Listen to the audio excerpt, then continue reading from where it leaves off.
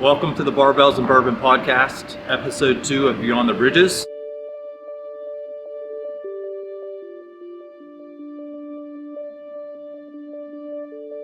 We did run into 2 homeless. One, his name was Jeff. He seemed a little defensive. He didn't really seem like he wanted to tell us his name, but he did. He was not interested in being videoed at all. We did give him some food. We ran into a woman inside of a Starbucks. Her name is Barb. I saw her last week when I was filming John. She said she has a home, but I think there's a little bit more to her story from her conversation with us.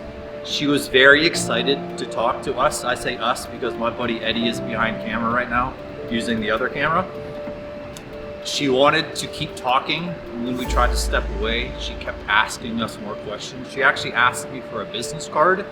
I don't know what service she thought that we were providing, but I think I'm gonna come back and try to see Barb and get her story, because you can tell she's been through something and she's living a rough life. And then we did run into another woman. She was using a walker. We probably walked with her for about 15-20 minutes. And we learned a lot in talking to her. I guess there's some etiquette that we don't have yet. Eddie actually asked her if she's living in one of the shelters, and she got a little bit upset. She's like, "You don't ask us that." So although we come with good intentions, sometimes the other person does not know that. They've been through a lot. They've been through some probably really defensive altercations that put them in a really harmful situation. So right off the cuff, you're not going to be too friendly in most cases. And we found that out pretty quickly today.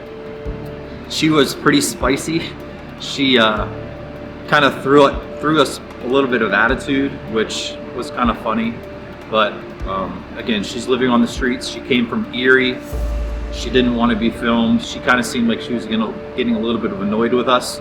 So I think we kind of like picked up what she was throwing down, and we just kind of blessed her, and she went on her way. We did walk the jail trail. That's where a lot of the tents are set up. It is an extremely sad scene. Just complete despair, just collections of junk and grills and metals and old refrigerators, and anything they can get their hands on to either trade in for drug money, which is what the woman in the walker told us. Any food that we give the homeless, sometimes they sell it to get drug money. It's just the world we're living in. That's how they cope, unfortunately, with this horrible situation. We've been walking for 2.5 hours, 20 degrees out. I can't feel my face. Eddie forgot his gloves. I mean, I can't imagine living in this environment. But we're gonna try again next week. If there's any hope to this day, we did learn that when it does get this cold, there is a shelter nearby that the homeless can go to. It's called the 2nd Street Commons. They're getting some food, they're getting some warmth. So that's a good thing, and it does make me happy that they don't have to be out in these elements.